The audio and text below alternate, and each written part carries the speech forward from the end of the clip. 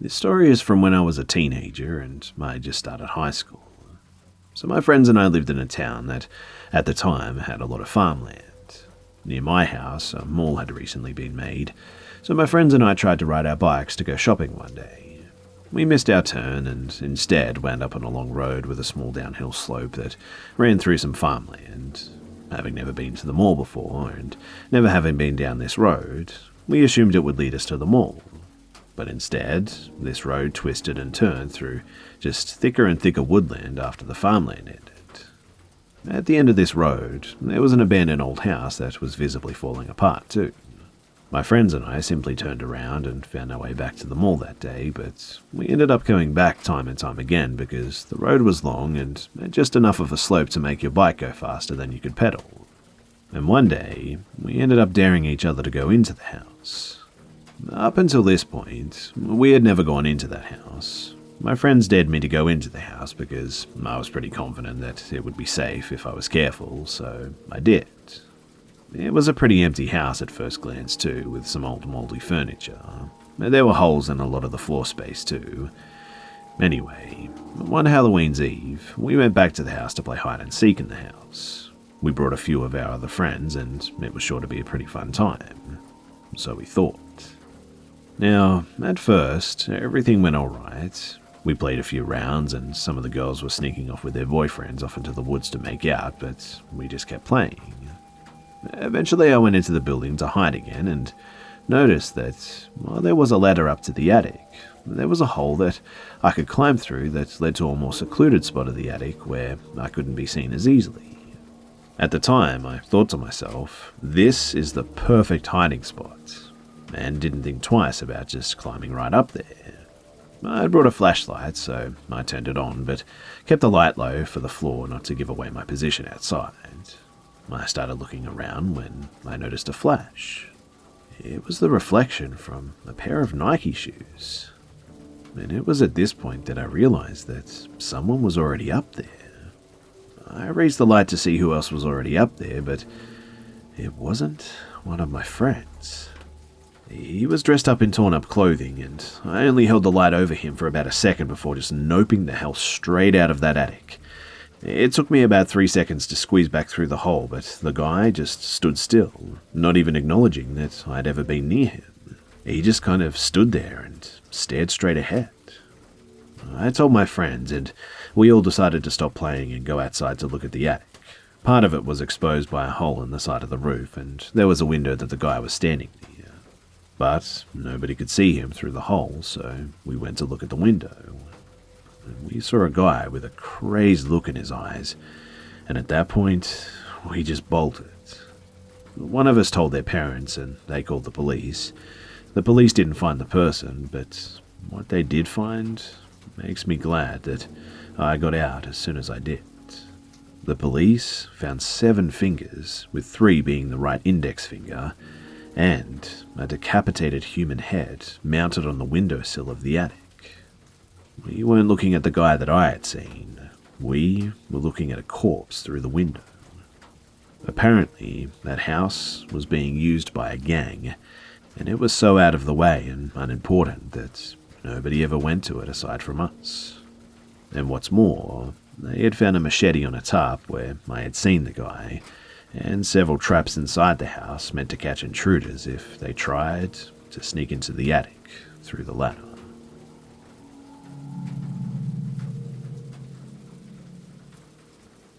So I work in a wildlife rehabilitation centre in the middle of the forest atop a hill, about 20 minutes away from the nearest streetlight.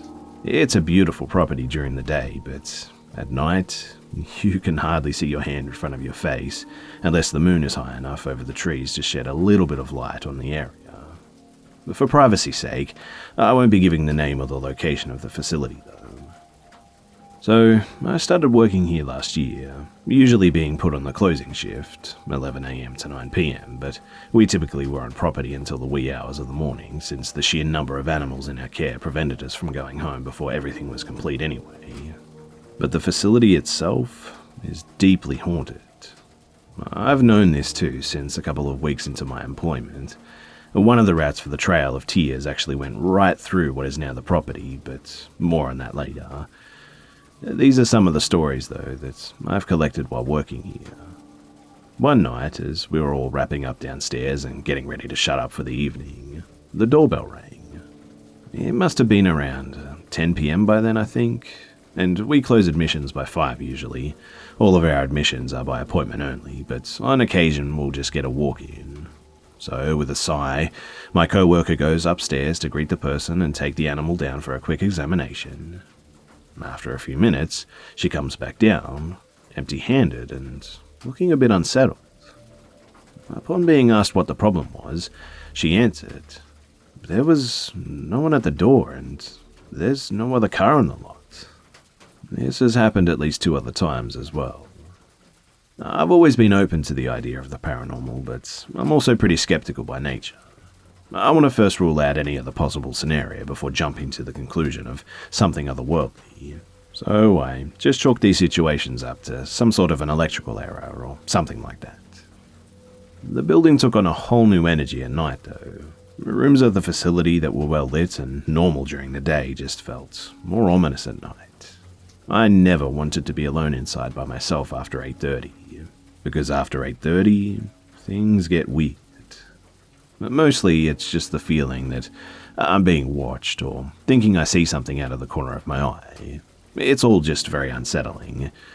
As one of our interns was leaving one night, though, she said that she heard someone calling to her from the parking lot. Like, "Psst, hey, over here" kind of thing. And there was just nobody there. On another night, my co-workers went outside to finish up animal care in some of the outside enclosures that hadn't been done during the day, and I was left alone inside to finish preparing the diets for some of the raccoon babies that we had inside. We had a microwave above the counter, and I had long since gotten used to seeing my silhouette in the reflective sheen on the door. I reached up to retrieve the bowl that I'd put in the microwave and shut the door once I was done, only to see the reflection of a silhouette directly behind me. I whipped around so fast that I nearly dropped the bowl, but nobody was standing behind me. And when I looked back into the reflection, the silhouette just wasn't there anymore. As I said previously, the trail of tears ran through the property, and at least 2 of my co-workers have made separate comments about seeing a woman in buckskin either walking through the hallway or standing in the laundry room. She always moves out of sight before anyone can try to say something to her, and we have a separate little building on the property that's now a storage unit. Once upon a time, it actually housed interns that would stay on site overnight, but it's been a long time since it's been used for that purpose. And you know, I've always just gotten a weird feeling whenever I'm near it. I've never been inside, and honestly, I hope that I'll never have to.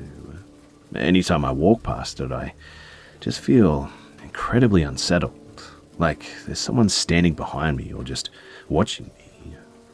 Several months ago, I was informed that we no longer have interns living in the building because late one night, a man walked in and stood in the doorway, staring at the interns while they were trying to sleep.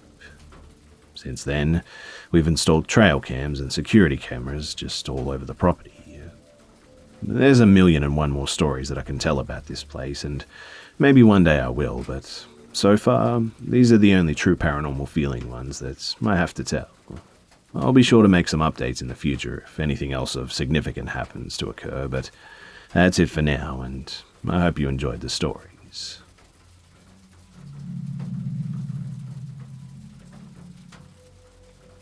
This happened to me when I was a child, and I still remember it very clearly to this day, as it set me up for a long life of fear of being watched as I sleep. So, I was 6 years old, and me and my family were living in public housing as we had recently came to America. Our apartment was on the first floor, but slightly underground as my bedroom window was level with the ground outside. The windows were big and had a ledge, and on my ledge I had my stuffed animals lined up looking at the window. On this specific night, I was having trouble sleeping as there were strange noises coming from outside my window along with tapping.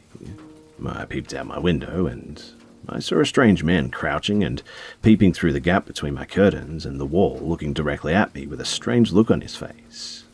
I started screaming and crying, and my dad ran into the room to assure me that everything was okay and that I was just having a bad dream. But I hadn't been sleeping, and I couldn't sleep that night. I was having a weird feeling the entire night, as if I was being watched. To my dad's credit, he did open the curtains a few times and nothing was there. But to comfort me, he slept in my bed with me, but I still couldn't sleep. He, on the other hand, was just knocked out. It was getting later in the night, and the weird noises started again. It sounded like someone trying to cut through the screen and tapping on the window with the blade as he cut through with the motion. I woke my dad up quietly, trying to show him what I had told him about. He ripped open the curtains and saw the man with a knife cutting through the screen. He jumped out of bed and ran for the door, and then ran to chase the man who was watching me sleep and trying to break into my room. He chased the man to his car, but he sped off before my dad had a chance to confront the guy. My parents obviously called the police and told them what happened, but nothing ever really came of it. And from that night on, I've always had an irrational fear and never sleep by a window. I used to have night terrors about this incident for years as well. I haven't thought about this for a while now, but I had another dream about it recently, and I just couldn't stop thinking about it. I asked my dad about it recently, and he just refused to talk to me about it. I'm pretty sure, too, that that night spooked him more than it did me.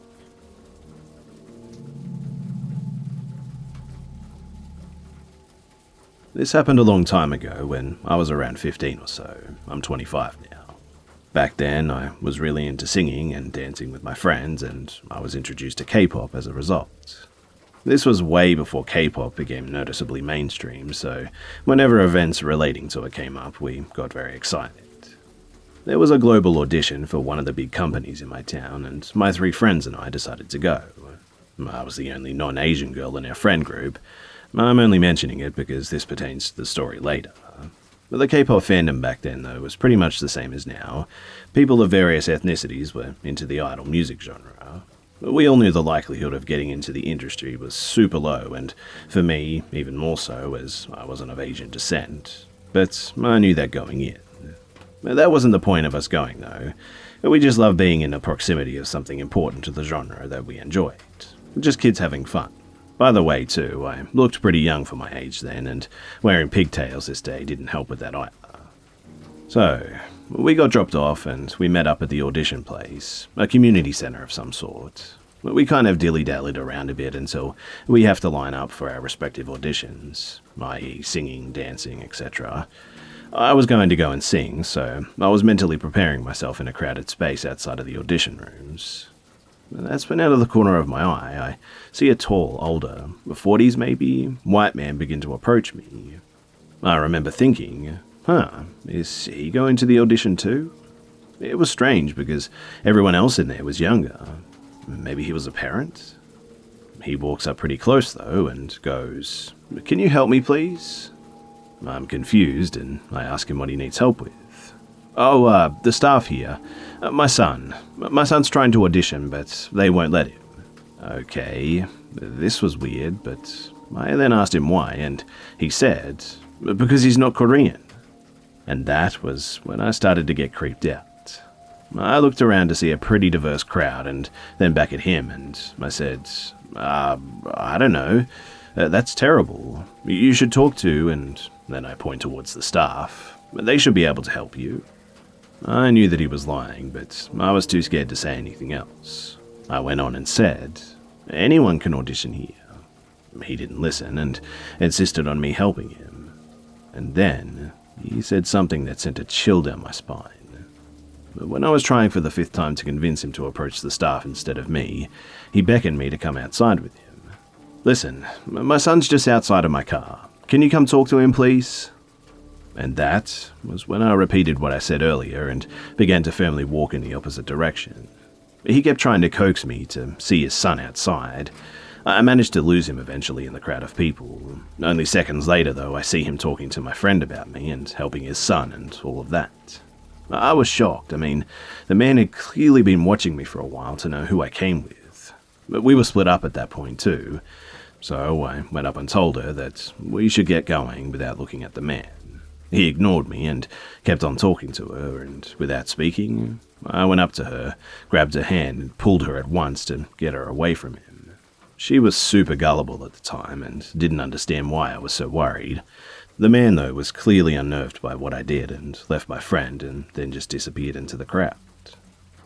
About 20 minutes later, though, I'm in the lineup for the audition when I get a cold feeling in my body, and I turn to look towards the entrance, but the audition room was close to it, and there he was, just standing there. But he wasn't just standing. He had his arms crossed, and he was just glaring at me. I have honestly never seen someone look at me with just so much vitriol. He honestly looked like he wanted to kill me. It was terrifying. The crowd of people was sparse because we had all lined up outside of our assigned rooms too, and this man just waited there, staring at me non-stop for like an hour. He also glared at me all the way until I got into the audition room. I was so scared that he'd be there once I got out, but I guess the auditions went on longer than he expected, and he must have just left. With his son in tow, I'm sure.